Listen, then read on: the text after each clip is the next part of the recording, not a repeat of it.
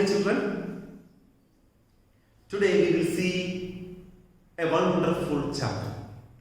This chapter may be known to you. Some of you would have read this as a story because this is taken from a long drama called, a story called, or a novel called Gulliver's Travels. It's actually a novel. Okay, Gulliver's Travels, written by Jonathan Swift. This story is about a man called Gulliver. Voyage means, what is meant by voyage? Voyage means long journey, especially through sea and road. Okay. So this story is actually about a man called Gulliver. He is a sailor. You know who a sailor is? A sailor is someone who travels through water. Okay. Sails in a ship. He is called a sailor. This Gulliver is a sailor. And he travels alone in his ship, in his boat. And he has gone to many places. One day, while he was traveling in the sea was very violent. And his ship was wrecked or destroyed. He was fallen into the water. And somehow, he was taken by the waves to a land, to an island. The name of the island is called Lilliput. The name of the island is called Lilliput. So he was unconscious. He had lost his consciousness. See, he is unconscious now. As he was in water for a long time. In the morning when he wakes up, in the morning when the sun rises, he is opening his eyes. He is unable to move because he is tied to ground with so many kind of strings or ropes. And he didn't understand who has done it. And the story becomes interesting because he is tied by small people, somewhat 5 or 6 inches high. They are small people. The people living in this island is called, in this island are small people. They have seen this man, Gulliver, and they felt that Gulliver is a demon or someone like a huge creature. Isn't it? Demons are huge creatures, or a devil or something like that, and they have tied him. See, the speciality of that island is the people are very small, very tiny. Okay. And see, he had to go through so many experiences in that island. That is the story. Okay. In the actual story, he is later becoming the military general of that island and all those things we won't see here. There is actually a film called Gulliver's Travels. You can just go through that movie. Okay, you can watch that movie. It's available in YouTube, I believe. Okay, you can watch that movie. Anyway, it's there in the school. It's here in the school, but unfortunately, you cannot watch that. You are at home now. Okay, it's an interesting story. In this film, actually. So we will see now he is in the island. He is tied by the people. Now what happens there? The people have a king and all, and his experiences in the island. See, the people are very small. Lilliputians are very small. His experience in the island is shown or seen or shown in this chapter. Okay, we will see the chapter. Okay. I lay down on the grass, which was very short and soft, where I slept sounder than ever I remembered to have done in my life. And as I reckoned, about 9 hours, for when I awaked, it was just daylight. So listen, he was fallen into the water in the sea after the ship was broken, and the waves just took him to the island. He was unconscious for many hours. Okay, it was almost 9 hours. He had slept there, and he says, I had slept for more time in the grass there. Okay, there is grass in the shore. He was sleeping there, and he just remembered that it is almost 9 hours after the ship was broken. Okay, and now when did he wake up? He woke up in the early morning when the sun came up. Okay, sun was shining bright. Okay, and it was daylight. Okay, now he is opening his eyes in the shore. He is lying there. I attempted to rise, but was not able to stir, for I happened to lie on my back. I found my arms and legs were strongly fastened on each side to the ground, and my hair, which was long and thick, tied down in the same manner. So when he woke up, when he opened his eyes, he tried to stand up. Okay, he was lying in the floor. He tried to stand up, but he couldn't stand up. What was the reason? He was lying as we lay on our bed with the backside on the ground. See, he was tied with ropes. His entire body. See, look at the picture. In the picture, you can see he was tied on the with ropes. His entire body was tied with ropes.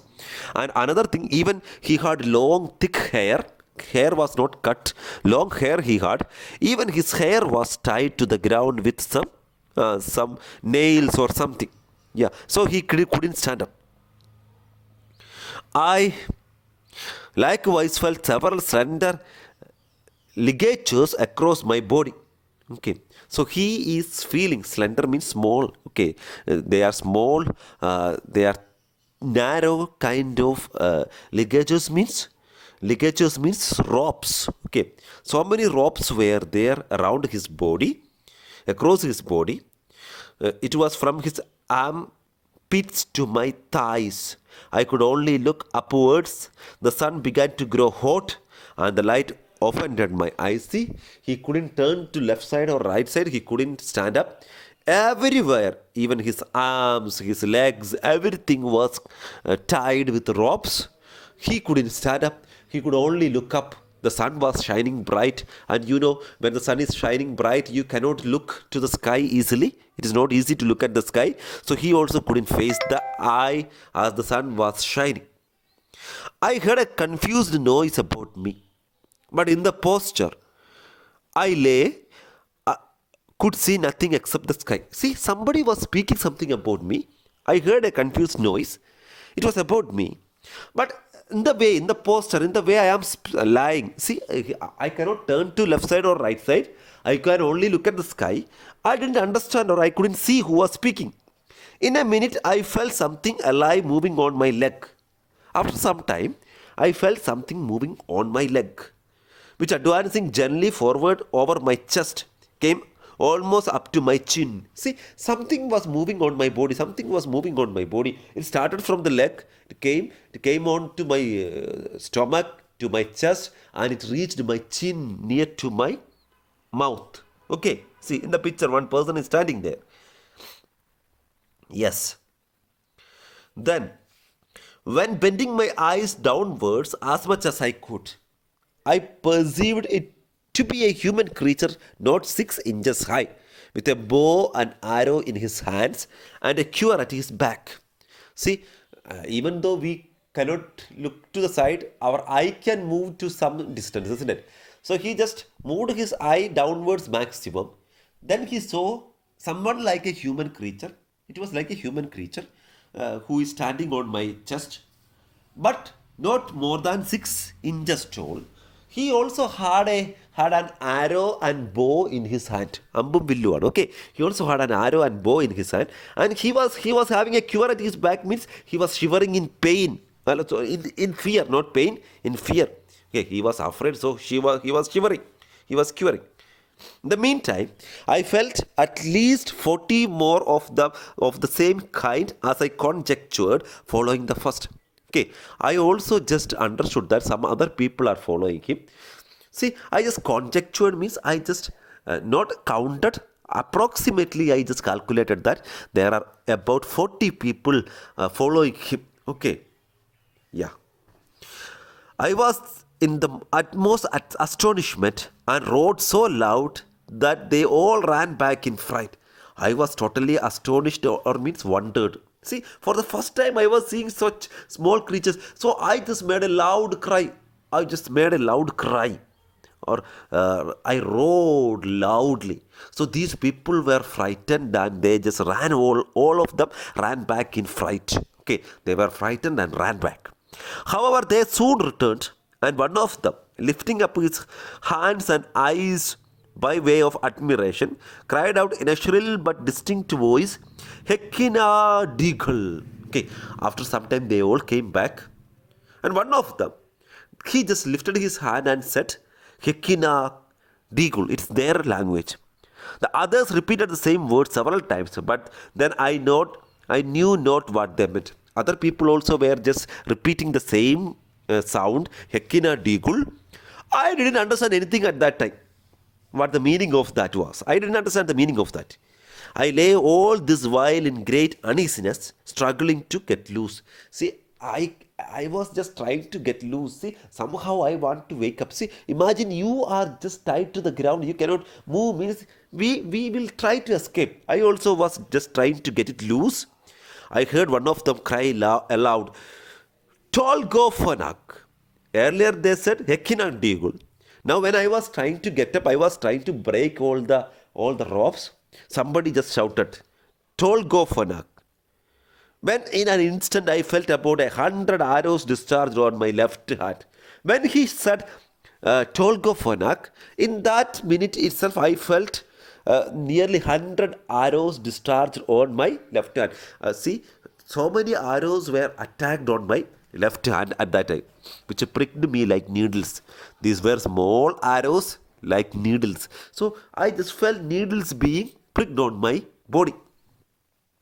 I thought it the most prudent method to lie still. Then I understood that the wise thing, the intelligent thing is to lie still. Otherwise, they will again send so many arrows to me if I try to wake up. So I just decided to lay still there. When the people observed I was quiet, they discharged no more arrows. But by the noise I heard, I knew their numbers increased. See, these people also understood that I am keeping quiet, I am not moving and now trying to wake up. So they didn't discharge or send any more arrows. But one thing happened. I understood that so many other people had come because their noise had increased. I saw a stage erected about a foot and a half from the ground. Then, yes, with 2 or 3 ladders to mount it, from where one of them, who seemed to be a person of high quality, made me a long speech.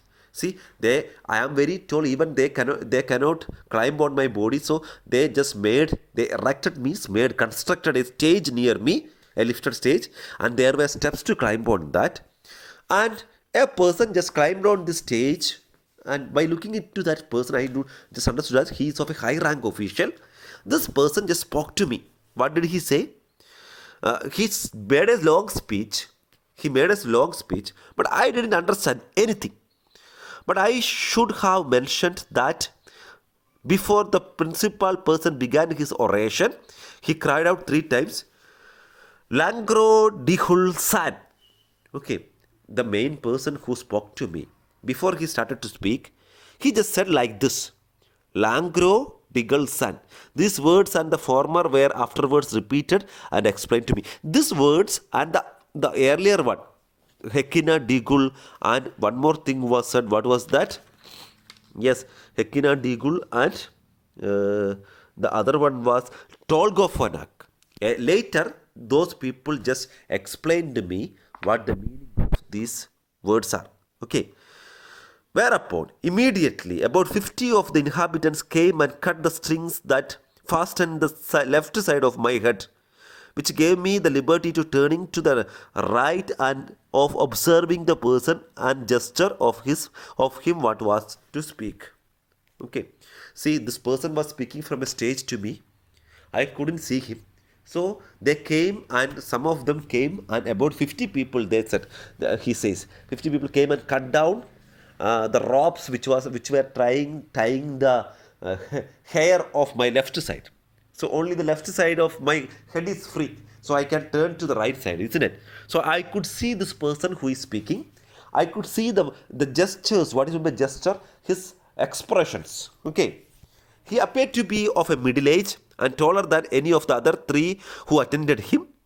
Thereof, one was a page that held up his train and seemed to be somewhat longer than my middle finger. The other 2 stood one on each side to support him. Okay, see, these people, the one was speaking on the stage. There were other 3 people with him. What were they doing? One was holding a page. The other person was looking at this page and reading.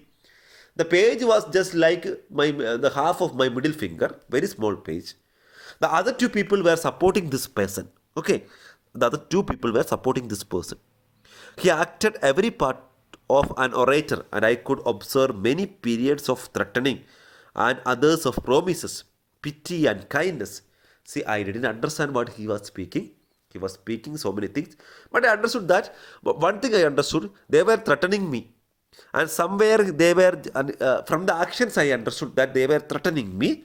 And sometimes I understood that they were giving me so many promises. And sometimes I understood they were really pity on me. And they also showing me kindness. I found the demands of nature so strong upon me. See, it's early morning. We have demands of nature. We need to drink something. We are hungry. We need to eat. They are the demands of nature. That I could not forbear showing my impatience. See, for a long time I listened. At last, I had to show. I was impatient and I showed I need food, and perhaps seven strict rules of decency by pointing my finger frequently to my mouth. So, to signify that I wanted food. How will we show? If we want food, we will show our fingers. We will put our fingers towards our mouth, right? Like that. I so many times. I know it is not a decent thing to do like that, but I showed my fingers so many times to my mouth to show that, to mean that I was hungry. Yeah. The Hargo, for so they call a great lord, as I afterwards learned. Later I understood that the great persons there are called Hargo. Hargo is the name of the great people there. Then I just later just learned that the Hargo, the dignitary, the important person who was speaking, he just said something. Okay. Understood me very well. He understood that I needed food. He descended from the stage and commanded that several ladders should be applied to my sides, on which 100 of the inhabitants mounted and walked towards my mouth, laden with baskets so full of food. So he just climbed down the stage.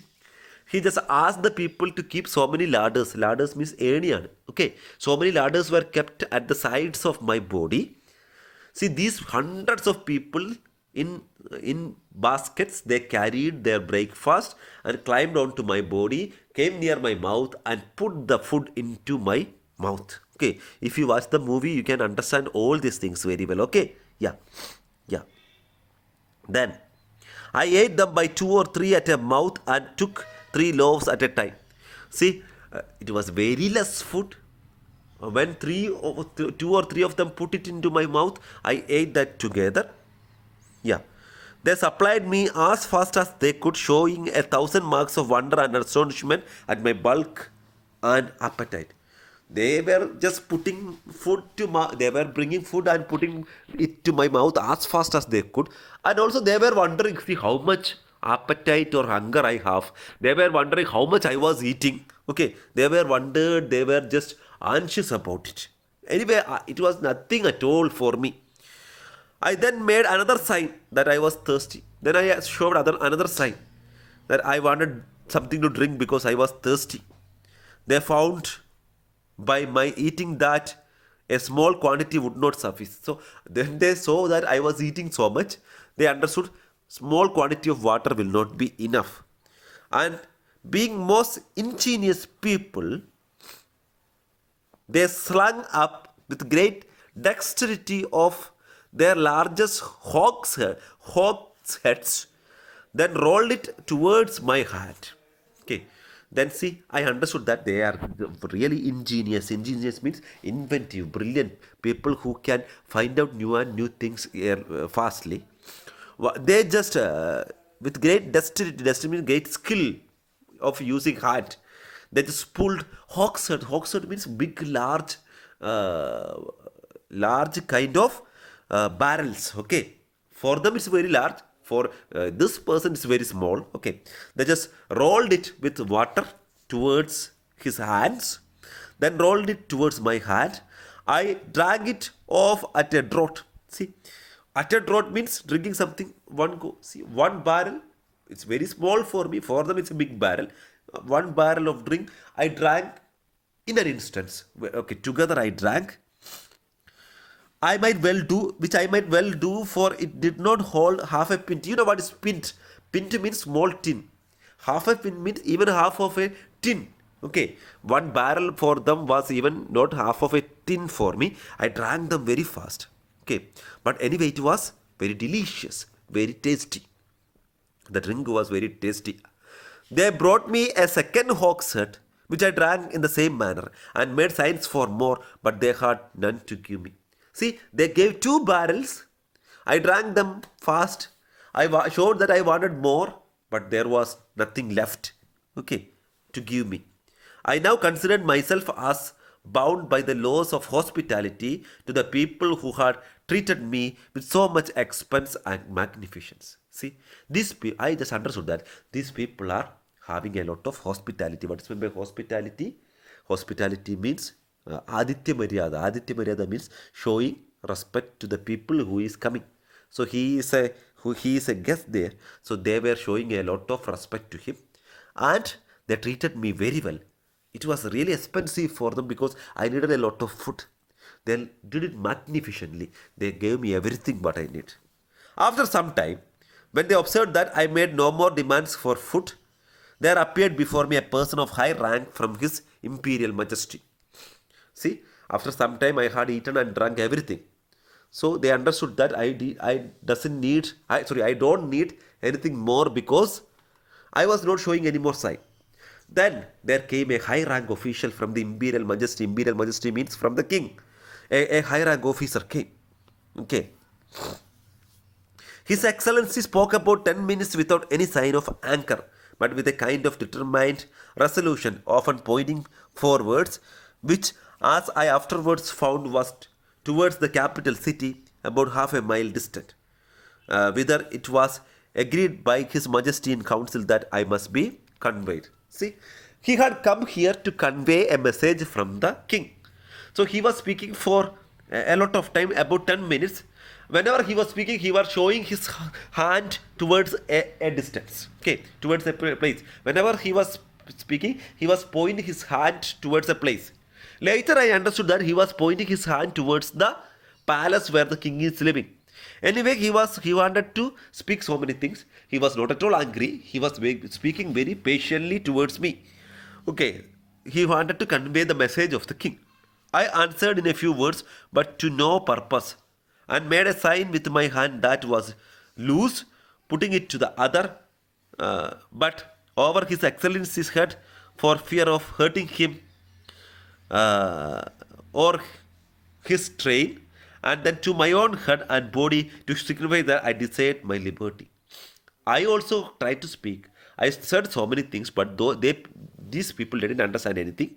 See, one hand was kept free for me to drink water. So I just pointed so many things with that hand. When I moved the hand, I was just cautious because this person is standing nearby. If I touch this man, he will be injured.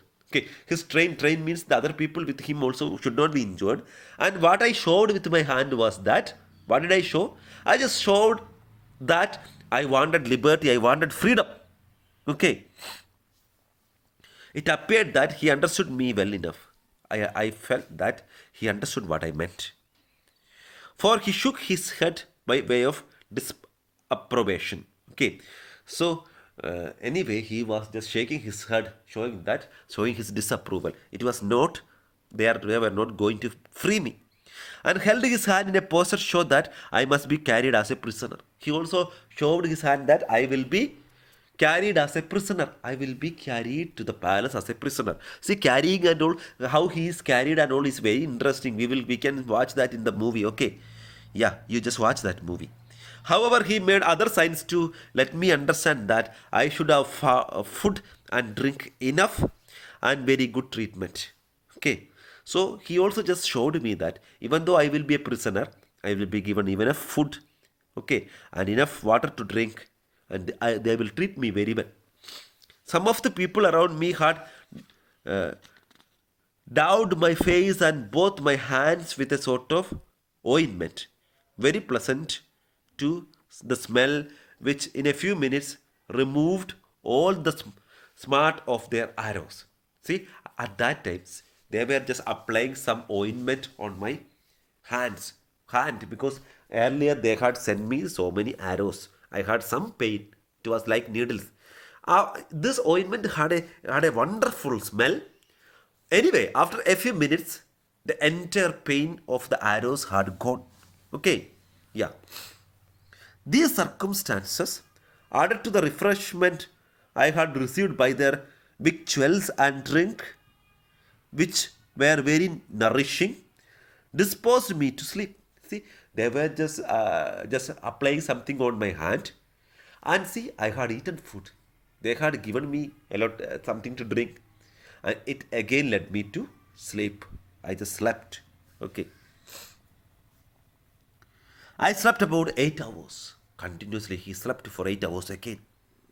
As I was afterward assured, and it was no wonder, for the physicians, by the emperor's order, had mingled a sleepy portion in the hogsheads of drink which I was given. See why he slept for 8 hours. Later they just told me. Later they just told me that in the drink which I was given, see the hogshead, the barrels of drink, the physicians had asked the people to, or the doctors had asked the people to mix something, some medicine. That medicine was something like something which will help you to sleep. Okay, sleeping pills. So that was the reason why I slept for so many hours after that. Okay, so this is. I think you have enjoyed the chapter very well. Now you also would be thinking if there is such an island, see, it will be really nice, isn't it? We have a Malayalam film called Albudhadevi, isn't it? In that film also, the main characters are shown as very small. Okay, they are compared to Lilliputians, they are big because Lilliputians are 6 inch tall. 6 inch means only this much. This is the height of them. Very tiny people. So a normal human being reaching there means we have to be careful while walking, isn't it? Otherwise they will be stamped down under our feet. So I believe you have enjoyed the story. If you get a chance, just get the full novel, Gulliver's Travels and read. It's very interesting. After this, actually what happens is, from this island he escapes once with the help of some people there and he reaches another island called Brobdingnag. That is not shown here. I will just tell you, Brobdingnag. This island is entirely different. He is very small while reaching there. The people there are very tall, very high. So these stories are really interesting. John Allen Swift's Gulliver's Travels is very interesting.